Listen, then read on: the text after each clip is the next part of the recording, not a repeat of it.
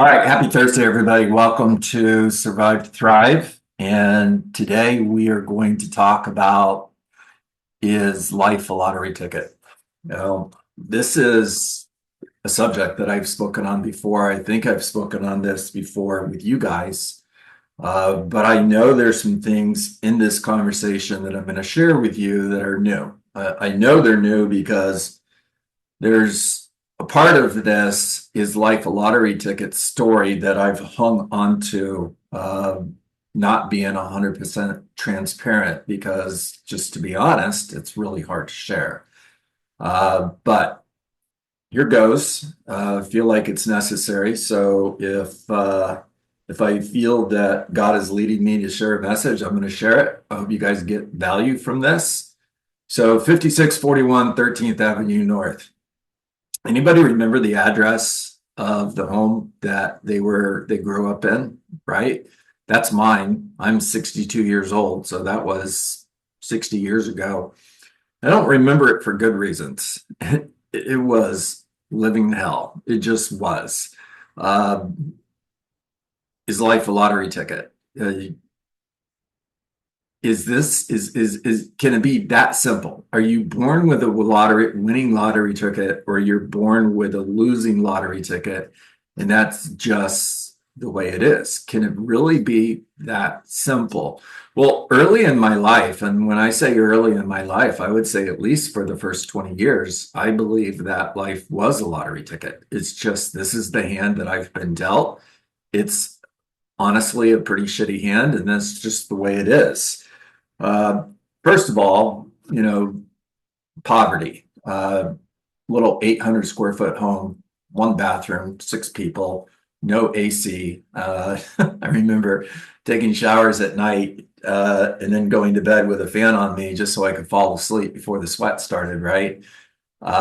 Abuse was a big part of my life during that time. And basically had two parents that were just really pissed off, and they decided that they were going to take out all that anger on me mostly. Brothers and sisters got some, but it was mostly me.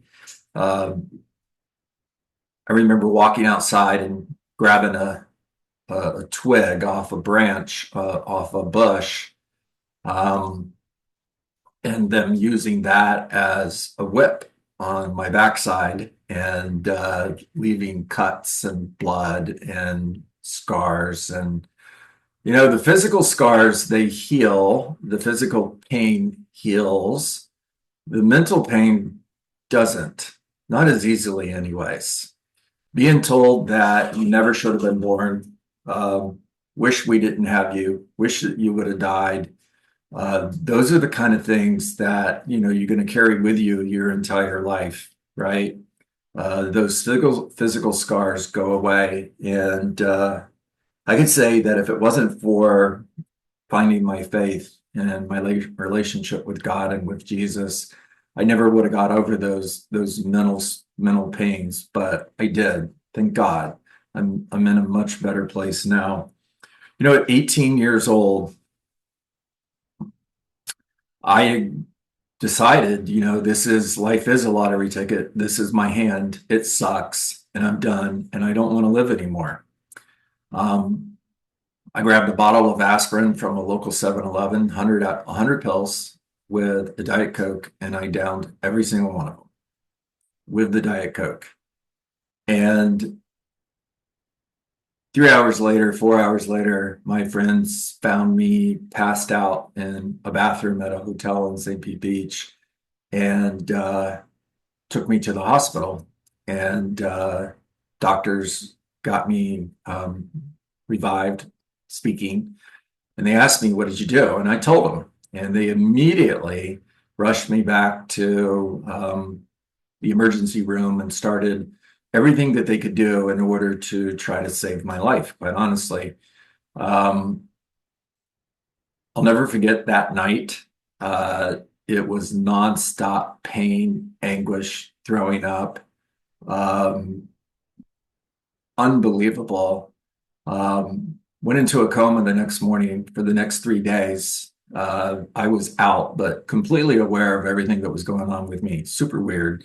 able to understand the conversations that my parents were having with the doctor standing right there next to my bed, wanting to talk, but not being able to talk, and hearing these two people who hated me talk about how bad they wanted for me to wake up and live.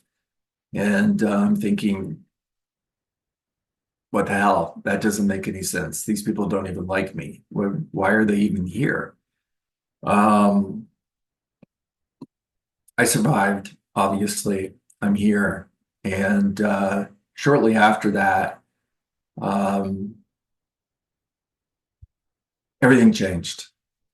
Everything changed. I found God, found Jesus. I found a real purpose for my life and started realizing that, life is a lottery ticket. We don't get to choose where we're born, whether we're born into a loving home with parents who love us and take care of us, or parents who abuse us, neglect us, and and um, and have mental abuse and physical abuse and so on. But we do get to choose what we do with the hand that we've been dealt.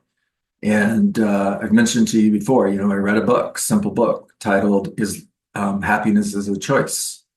And it was the first time in my life that I realized that I can choose to be happy. It's really a choice. I don't have to be sad. I don't have to be angry. And I was really angry. Okay. Part of the story that I left out, but I remember running home from school every day when I was a kid, uh, trying to get away from the bullies who would beat me up every day when I was on my way home because I was a target. I was one of those kids that just other kids pick on because they could tell this kid's a loser. Um,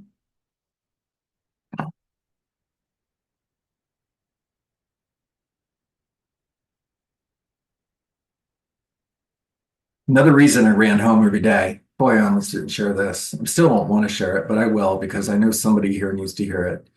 Um, I was one of those kids who wet the bed at night, right? Did that until I was about 10 years old. Don't even understand. I've read a lot about this and there's different theories on this, but my mom would hang the sheets outside the window so that all of the neighbors could see that I wet the bed.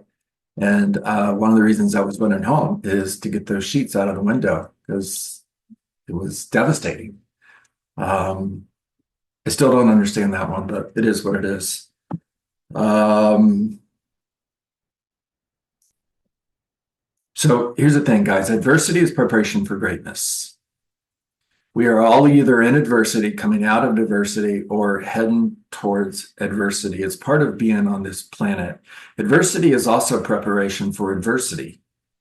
When you deal with tough times, you're better prepared for tough times. When Lacey was diagnosed with cancer at the age of 14, Lacey's my daughter, 23 years old now, and cancer-free, praise God. When she was diagnosed with cancer at the age 14, it devastated us. But at the same time, I remember my mindset, the whole family's mindset was, here we go. We've been here before. We got this. Adversity is preparation for adversity. And I remember Lacey saying to me when I was talking to her one day, and I asked her, "Are you afraid?" And she said, "Afraid of what?" And she's getting aggravated with me, right? And I was like, "Well, you have cancer." And she's like, "Do you mean, am I afraid of dying? Don't be silly, Dad. That's ridiculous." And I said, "Are you angry?" She goes, even more frustrated. She said, "Angry about what?" And I said, "Well, some people, when they're in your shoes, in your place, they get angry with God." And she said, "Why would I be angry with God? He didn't give me cancer. And besides, he's the one that's going to heal me. So no, I'm not angry with God. That's ridiculous." When I think of adversity, I think of two people that stand out to me as heroes. And one is Bill Porter and the other is Nick Vukovic. Now, you should Google both of these guys and you should YouTube them and listen to their story. Bill Porter was born with severe cerebral palsy in Portland, Oregon. And the state of Oregon told his parents he's unemployable. He'll never be able to work. You need to put him in a home so that he can be taken care of. And they refused to listen. And more importantly, Bill Porter refused to listen. And he decided that he was going to get a job, and he applied with company after company after company, just getting rejected over and over again until one company, the Watkins Company, decided, okay, we'll give you a chance, but only if he took the worst territory they had. And he walked door to door selling household goods up to 8 miles a day in complete pain. He needed help just to get dressed, knocking on door after door after door, being told, go away, don't ever come back. And he just kept coming back until somebody bought from him, and then somebody else bought from him, and then somebody else bought from him. And he went on to be the #1 salesperson for the Watkins Company in the United States. He was recognized by the White House. They made a movie about him. It's called Door to Door. Look it up. And then Nick Vukovic. Nick Vukovic was born with no arms and no legs. And Nick, when he was young, he tried to kill himself. He felt like, this is my life. I'm just don't want to live anymore. And besides, I'm a burden on my parents, and I want to die. Well, Nick today, if you follow Nick Vukovic, he's an evangelist. He travels the world speaking to thousands of people, and there are thousands of people who owe their lives to Nick Vukovic. Adversity is preparation for greatness. And the last thing I want to share with you guys today is that no matter how bad your life is right now, you are living someone else's dream life. There is somebody somewhere in this world that would trade places with you. Wake up every day and start the day by being grateful for all that you have. And don't forget, when you're doing that, to be grateful for the little things. You live in a home. You have running water. You have electricity. You have air conditioning and heat. You can go to your refrigerator and there's food. Your kids have clothes on their back. You're healthy. You're able to walk. You're able to drive. If you hate your car, understand that there are people in this world that never, ever will own a car. Be grateful for that car that you hate. Remember that no matter how bad things are, you are living somebody's dream life right now.